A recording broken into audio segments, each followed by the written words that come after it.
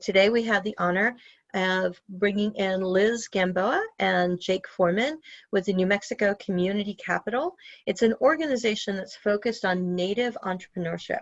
And Liz is the executive director, and Jake is a program manager helping to grow sustainable Native economies. So again, with that, if you have any questions, please feel free to put them in the chat.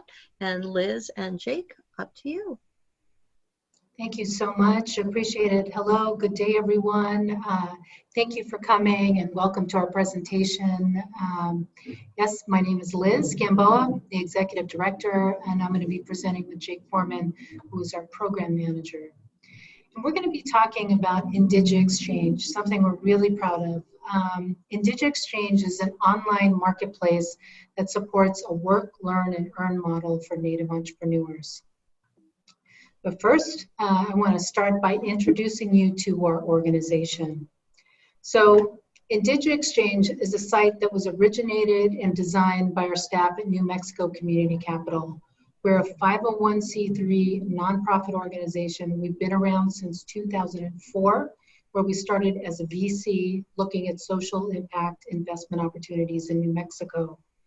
Now, our VC's fund is supposed to wrap up at the end of this year, but for the past 6 years, we've been building into being a learning organization. So we specialize in mentoring, technical assistance, or assistance for Native families, individuals, small business owners, and tribal agencies. In addition to our fee-for-service work, we also run a few programs right now. One is the Financial and Business Basics program. It's a financial literacy and basic business course, and that is thanks to a grant from the Kellogg Foundation. Also, the Native Entrepreneur in Residence program. It's a 6-month accelerator and incubator. Sometimes we call it a launch pad because people are in different places. They come to us in different places, with one-to-one mentorship and a paid stipend. So in our first iteration, it was $15,000 over 6 months. And year 2.0, which hopefully will kick off next month, will be $10,000 over a 6-month period. So the program we're going to be featuring today is the Indigenous Exchange Marketplace.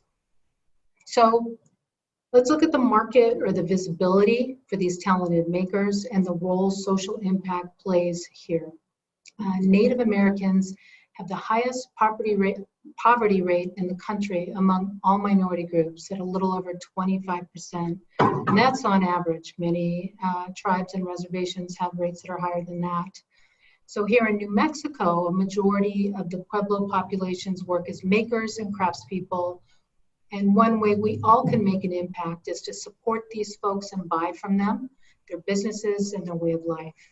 So that was really easy pre-COVID. We would just follow them around. We knew what shows they were going to be at. But during a pandemic, this is impossible for those who rely on physical shows for the bulk of their income. So the hard reality of this new normal, fueled the creation of Indigenous Exchange. So how many Native American products do you own? And if you don't own any, you may want to consider buying Native products when you're in gift buying mode, because the pandemic has furthered the inequity for Native people. There have been a few surveys done by Change Labs, a Native Business Coalition that we're a part of, and another reported by Native Business Magazine that backed this up and say 97% of artists were experiencing a sizable drop in income with little relief in sight.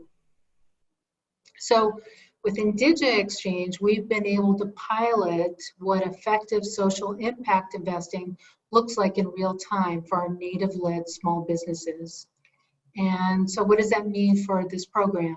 So it means hands-on digital learning and mentorship. So we provide guidance on doing business outside of what makers are used to. So using invoices, helping them determine wholesale prices, negotiating sales, and understanding marketing and digital tools. It also means creating and maintaining good relations. And I know Lee mentioned this, and it's true, kind of across the board. And for us, this is the most critical piece of doing business in Indigenous communities. So we work alongside entrepreneurs to develop fair prices and profit margins. We pay them outright for their work so they don't wait for consignment sales to get paid. And it also means looking at a quadruple bottom line in action, which is people, planet, profit, and prayer. And with IndigiExchange sales, we pay our minimum cost to run the site and use the rest of the funds to continue to buy, sell, barter, and trade, increasing the inventory to the store. So this keeps the dollars in the community flowing and increases value for everyone. Yeah, thank you, Liz. And so we want to just go a little deeper into IndigiExchange. Why do we call it IndigiExchange? It's really because we're exploring alternative or original ways to exchange goods and services while building lasting relations. And I want to share a story of this. Here we have Ricardo Cate. He's a syndicated cartoonist with Without Reservations, really popular. He has billboards all across the state right now. But when we met him, he didn't have a working computer or cell phone. So we were able to give him a Chromebook, give him 20 hours of mentorship and support, and even trade him a Google Pixel for 6 of his paintings, right? And that really made a difference for him to be able to communicate with clients. But it reminded him of a story of his grandfather bartering a turquoise necklace to a Dene artist with a silver belt, right? And no words were exchanged. And that's our original economy, right, of bartership. So we wanted to bring that into IndigiExchange. I'll also share a quick factoid. The New York Stock Exchange started out as an Indian trading post, right? So this is in our history, and we wanted to bring that back into IndigiExchange.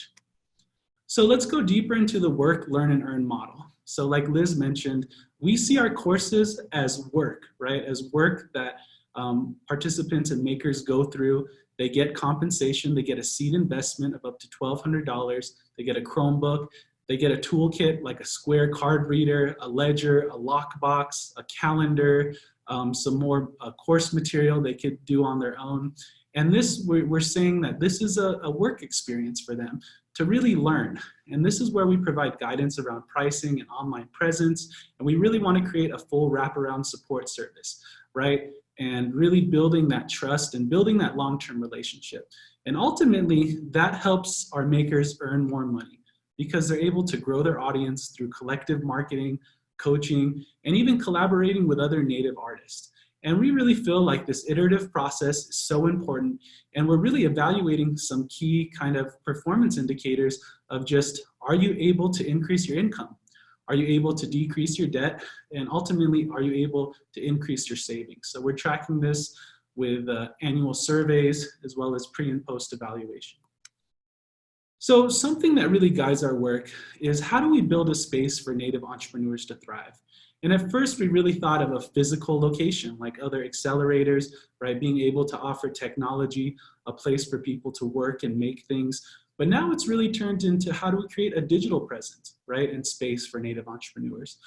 And the one thing that we've learned is that the most important piece to this is that process must be informed by an Indigenous worldview.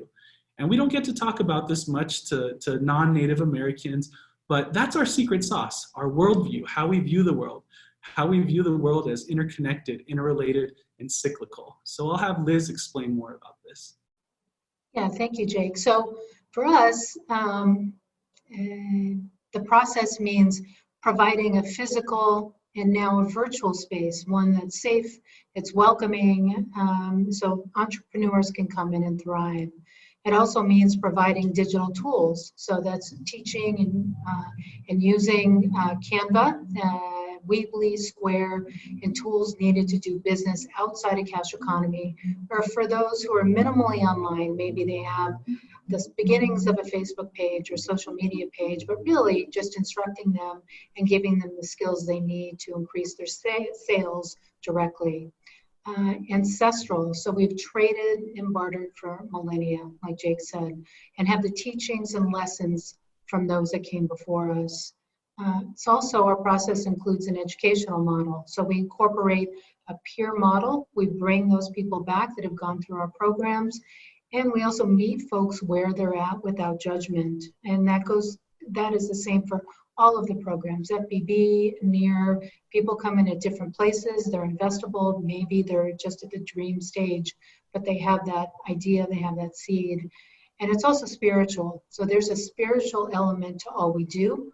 We are all connected, and this guides our work.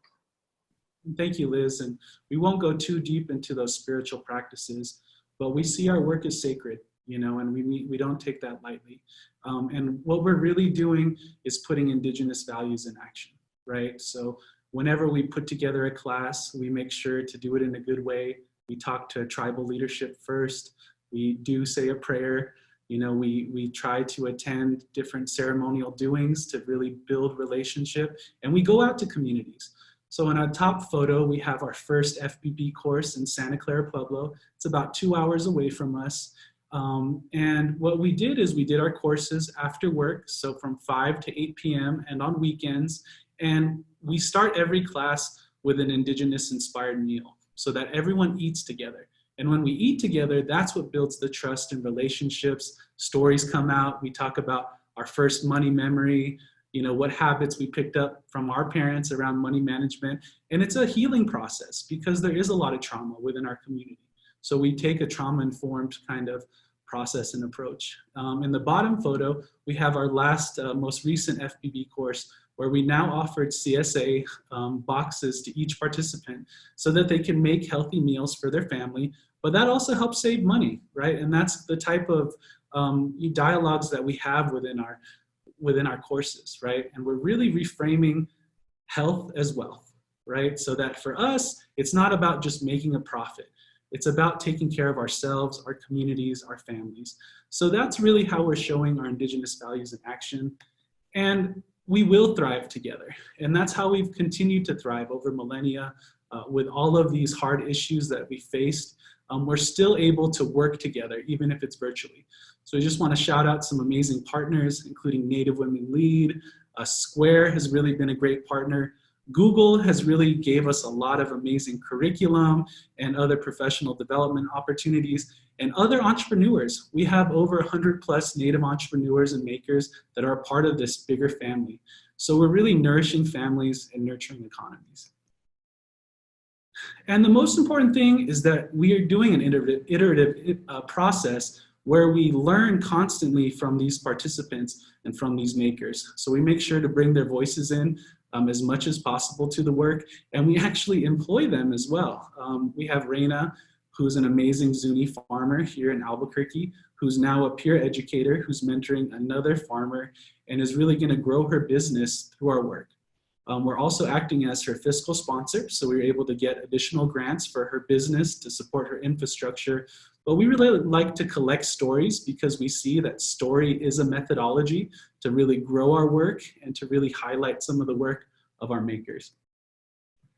So, what we really need is we need more time. And so we're looking for ways to save time, to expedite processes.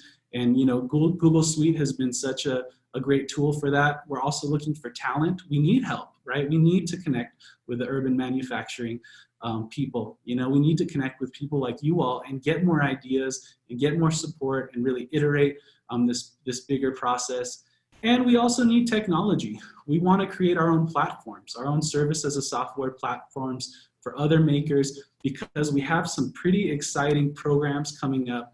And Liz, I'm just so excited for you to share some of these programs that we've created in the past couple months during COVID.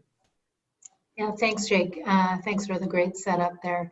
So like good entrepreneurs, we continue to develop, launch, iterate, and relaunch our programs. And so from lessons we've learned doing financial business basics or FBB, digital media and marketing basics, we're looking at the following programs. So digital media and marketing basics actually came from FBB and really came as a direct result of makers and artists needing to get online in order to continue selling. So really formalizing this process. So we directly focus on how to market your business and how to be found online.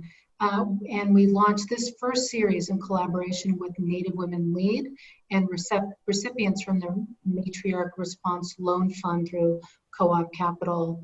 Additionally, it's home buying and building basics Mortgage rates are really low. They're still in absence of information.